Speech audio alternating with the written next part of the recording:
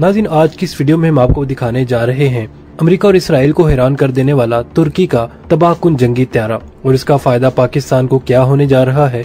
Video की तफसील में जाने से पहले हमारे चैनल को सब्सक्राइब कर लीजिए और बेल आइकन को जरूर दबा दीजिएगा ताकि हमारी आने वाली नई वीडियोस सबसे पहले आप तक पहुंच सकें। और कमेंट सेक्शन में पाक फौज जिंदाबाद का नारा कमेंट जरूर कीजिएगा। नाज़रीन, तुर्की को सुपर पावर बनाने वाला जंगी त्यारा आ गया है। अमेरिका और इसराइल हैरान परेशान। तुर्कों को यहूदियों का गुलाम बनाने का मंसूबा नाकाम हो गया है। तुर्की इस्लामी दुनिया की सुपर पावर बनने के बहुत ही ज्यादा करीब पहुंच चुका है। तुर्की ने एक ऐसा हथियार तैयार किया है जो उसे अमेरिकी हथियारों की मोहताजी से न सिर्फ आजादी दिला देगा बल्कि उसे सुपर पावर भी बना देगा। नाज़रीन, ये हथियार बड़े खास मौके पर लॉन्च किया जाने वाला है। नाज़रीन, 2030 में तुर्की पर मुसल्लत किया जाने वाला मुआहदा लौज़ान खत्म हो रहा है और उसी मुआहदे के तहत उस्मानी खिलाफत खत्म हुई थी और तुर्की को सुपर पावर बनने से रोका गया था। लेकिन नाज़रीन, अब ये मुआहदा खत्म होने जा रहा है। उधर मुआहदा खत्म होगा और उधर तुर्की का नया हथियार लॉन्च हो जाएगा जो किसी और मुसलमान मुल्क के पास नहीं है।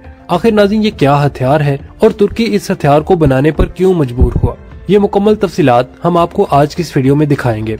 नाज़रीन, बात यह है कि तुर्की की बढ़ती हुई फौजी ताकत ने अमेरिका और इसराइल की नींदें उड़ा रखी हैं। खास तौर पर तुर्की के तैयार करदा बैरक्तार TB2 ड्रोन से तो मगरबी ममालिक पहले ही बहुत ज्यादा खौफजदा हैं। इन सस्ते लेकिन जदीद तैयारों ने मार्केट में अमेरिका और इसराइल की बालादस्ती को चैलेंज कर रखा है। इस पर अमेरिका को काफी ज्यादा खतरात लाहक हो चुके हैं कि तुर्की उसकी सुपर पावर स्टेट के लिए भी खतरा बन सकता है।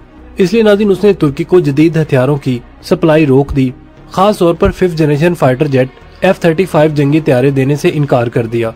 F-35 इस वक्त दुनिया का सबसे जदीद तरीन त्यारा है जो किसी भी रडार पर दिखाई नहीं देता। अगरचे रूस का सुखोई 57, चीन का J-20 भी 5th जनरेशन फाइटर स्टेल्थ त्यारा है, ये भी रडार पर नजर नहीं आते। लेकिन जो बात F-35 त्यारे में है वो इन जदीद जंगी त्यारों में नहीं है। नाज़रीन, तेज तरीन स्पीड, मनोवरेबिलिटी, खुफिया टेक्नोलॉजी और हथियार ले जाने की सलाहियत में F-35 इन जंगी त्यारों का बाप है। लेकिन ये त्यारा अकेले अमेरिका ने तो नहीं बनाया। ये तो अमेरिका और यूरोप यानी कि नाटो ममालिक का जॉइंट प्रोजेक्ट था जिस पर कई ममालिक ने मिलकर पैसे खर्च किए। उनमें बरतानिया, इटली, डेनमार्क, नॉर्वे, ऑस्ट्रेलिया और तुर्की भी शामिल थे। तुर्की जो कि अमेरिकी कमांड बनने वाले नेटो इत्तेहाद में 1952 से शामिल है, वो भी इस उम्मीद पर है कि अमेरिका को इस प्रोजेक्ट के लिए वो पैसा देता रहा है और कल को ये जदीद त्यारा उसे भी मिलेगा और उसकी फिजाई कुव्वत जबरदस्त हो जाएगी। लेकिन नाज़रीन, तुर्की ने पैसे भी दिए और अमेरिकी माहिरीन से मिलकर उस त्यारे के कुछ पुर्जे भी तैयार किए। लेकिन जब ये त्यारा बन गया तो अमेरिका ने तुर्की से वैसे ही आंखें फेर लीं जैसे पाकिस्तान से फेरी थीं। जैसे अमेरिका पाकिस्तान से पैसे लेकर इसे F-16 के लिए तरसाता रहा, वैसे ही उसने तुर्की से नाक रगड़वाने की पूरी कोशिशें शुरू कर दी। उसने तुर्की की सारी मदद और इन्वेस्टमेंट को साइड पर रख दिया और F-35 त्यारे तुर्की को देने के बजाय इसराइल को दे दिए। नाज़रीन, इसराइल जिसने इस प्रोजेक्ट में एक ढेला भी नहीं लगाया था वो F-35 त्यारे उड़ाने लग गया और तुर्की उसका मुंह देखता रह गया। अमेरिका ने बहाना बनाया कि तुर्की रूस से S-400 एयर डिफेंस सिस्टम खरीद रहा है। रूस हमारा दुश्मन है इसलिए उससे ये हथियार मत खरीदो। तुर्की का ये जवाब था कि हम आजाद मुल्क हैं, जिससे चाहे असला खरीदें, तुम हमें रोकने वाले कौन होते हो। इस पर नाज़रीन, अमेरिका ने ब्लैकमेलिंग शुरू कर दी कि तुर्की ने रूस से S-400 की डील खत्म नहीं की तो F-35 त्यारों को भी भूल जाए। तुर्की के पास अमेरिका की धोखेबाजी का भरपूर जवाब देने के अलावा कोई चारा नहीं था। चुनाचे तुर्की के सदर रजब तैयब एर्दोगान ने, जिससे अमेरिका और इसराइल दोनों डरते हैं, उन्होंने अपना स्टेल्थ त्यारा बनाने का फैसला किया। 5th जनरेशन का ऐसा जदीद त्यारा जो F-35 के छक्के छुड़ा देगा। नाज़रीन, तुर्की के इंजीनियर्स चुके पहले ही F-35 की टेक्नोलॉजी पर काम कर चुके थे, इसलिए उसके कई पुर्जे भी बना चुके थे और इन इंजीनियर्स के लिए 5th जनरेशन कोई नई टेक्नोलॉजी नहीं थी। इसलिए तुर्क इंजीनियर्स ने 5th जनरेशन त्यारे पर काम शुरू कर दिया। इस जदीद त्यारे को TFX नेशनल कॉम्बैट एयरक्राफ्ट या MMU का नाम दिया गया है। इस प्रोजेक्ट का इफ्तिताह करते हुए तैयब एर्दोगान ने कहा था कि ये त्यारा F-35 के मसले पर अमेरिका को बेहतरीन जवाब है। नाज़रीन, ये प्रोजेक्ट दो तुर्क इदारों तुर्किश एरोस्पेस इंडस्ट्री या फिर TAT या फिर SB के स्पुर्द है। नाज़रीन, त्यारे पर काम तो जारी था लेकिन दुनिया को दिखाना बहुत ही ज्यादा जरूरी था कि तुर्की कैसे अमेरिका को टक्कर देने जा रहा है। इसलिए 2019 में TFX त्यारे का एक मॉडल पेरिस एयर शो में रख दिया गया। उसको देखकर दुनिया हैरान रह गई। शो में आने वाले अमेरिका और इसराइली माहिरीन तो देखते ही रह गए। नाज़रीन, मीडिया और एविएशन इंडस्ट्री के माहिरीन दूसरे तमाम त्यारों को छोड़कर इसी त्यारे के मॉडल को देखने के लिए उसके इर्द गिर्द घूमने लगे। अगर इस त्यारे का एक मॉडल दुनिया में ऐसी हलचल मचा सकता है तो जरा सोचिए कि जब ये त्यारा हकीकत में आसमान की बुलंदियों को छू रहा होगा, यानी जंगी मशकों में फिजा से आग बरसा रहा होगा, तो मंजर कैसा होगा और ये तुर्की के दुश्मनों पर कैसी दाग बिठाएगा। नाज़रीन, तुर्की का कहना है कि इस त्यारे के फीचर्स बिल्कुल अमेरिकी F-35 जैसे होंगे। मतलब इसमें दुश्मन के त्यारों का सफाया करने, जमीन और समंदर में टारगेट्स को निशाना बनाने, दुश्मन के रेडार और कम्युनिकेशन सिस्टम्स को जैम करने और दुश्मन की जासूसी का काम करने के अलावा सैटेलाइट कम्युनिकेशंस और न जाने क्या क्या सलाहियतें होंगी। इसकी सबसे जबरदस्त सलाहियत तो ये होगी कि ये त्यारा पूरे मैदान जंग की मुकम्मल लाइव वीडियो अपने कमांडर तक पहुंचाएगा। नाज़रीन, अभी इसकी बहुत सारी सलाहियतें खुफिया भी रखी गई हैं, जिनका पता वक्त आने पर ही चलेगा। नाज़रीन, तुर्की ने इसका एक पुर्जा भी किसी दूसरे मुल्क से नहीं खरीदा और नाज़रीन ये ठीक भी है, क्योंकि दूसरे मुल्कों का कोई भरोसा नहीं कि अमेरिका के इशारे पर तुर्की को ये पुर्जे बेचने से इनकार कर दे। इसलिए अमेरिकी दबाव के खिलाफ तुर्की को ये जंग तनहा ही लड़ना पड़ी।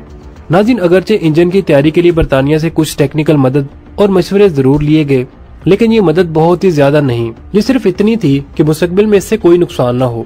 त्यारे का असल इंजन जो तुर्की में ही बनेगा, जिसके लिए 80 इंजीनियर्स दिन रात मेहनत कर रहे हैं।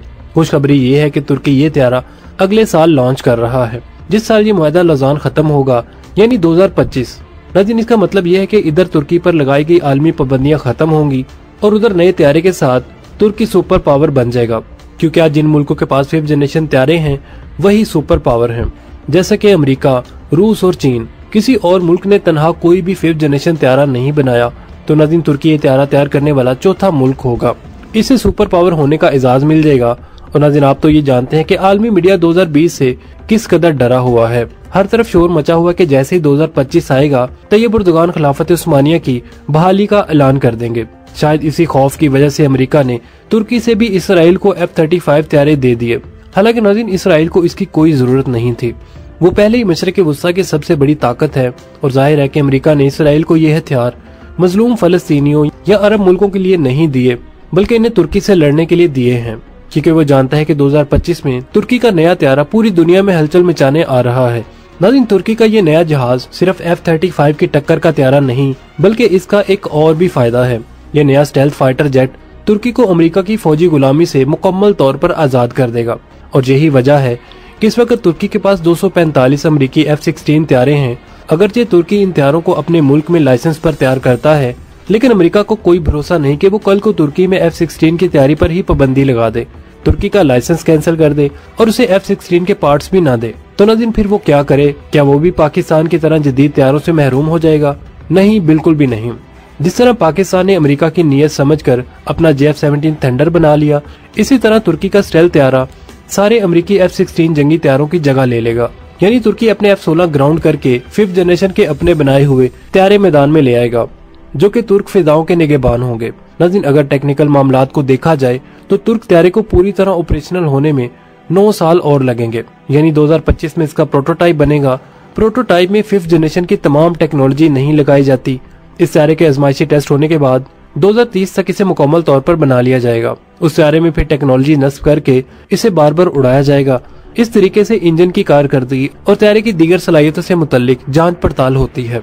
नाज़रीन, ये टेस्ट 2030 तक जारी रहेंगे और उसके बाद ये त्यारा बड़े पैमाने पर प्रोडक्शन से गुजरेगा और उसके बाद इस त्यारे की जो तैयारी शुरू होगी, तो नाज़रीन अगले 10 वर्ष में ये त्यारा तुर्की में सबसे ज्यादा इस्तेमाल होने वाला जंगी त्यारा बन जाएगा। नाज़रीन, 2030 से 2035 तक सिर्फ कुछ सालों में ये 250 त्यारे बन चुके होंगे। अगर तुर्की का ये प्रोजेक्ट अपने शेड्यूल के मुताबिक कामयाब हो गया तो तुर्की 5th जनरेशन त्यारा तैयार करने वाला दुनिया का पहला इस्लामी मुल्क बन जाएगा। नाज़रीन, इस वक्त पाकिस्तान दुनिया की वाहिद इस्लामी एटमी ताकत है, लेकिन अगर एटमी ताकत को निकालकर सिर्फ फौजी लिहाज से देखा जाए तो तुर्की एक बड़ी ताकत है और पाकिस्तान तुर्की के साथ मिलकर पहले ही बहरी जहाजों और दीगर प्रोजेक्ट्स पर काम कर रहा है। नाज़रीन, अगर स्टेल्थ त्यारे वाला प्रोजेक्ट भी कामयाब हो गया तो पाकिस्तान के लिए भी गुड न्यूज होगी, क्योंकि पाकिस्तान तुर्की से जदीद त्यारे हासिल करके अमेरिकी ब्लैकमेलिंग से आजाद हो सकता है। नाज़रीन, वही तुर्की जिसने दुनिया के सामने ये साबित कर दिया कि सुपर पावर की ब्लैकमेलिंग से निकलना है तो अपने पांव पर खड़ा होना ही सबसे बड़ी कामयाबी है। नाज़रीन, ये सबक तुर्की से पाकिस्तानी हुक्मरान भी सीख सकते हैं। क्या आपका भी यही ख्याल है? कमेंट सेक्शन में अपने ख्यालात का इजहार जरूर कीजिएगा। नाज़रीन, वीडियो अच्छी लगी तो इसे लाइक और शेयर करने के साथ साथ हमारे चैनल को भी सब्सक्राइब कर लीजिएगा। मिलते हैं नेक्स्ट वीडियो के साथ, तब तक के लिए आमिर सुहेल को इजाजत दीजिए। अल्लाह निगहबान।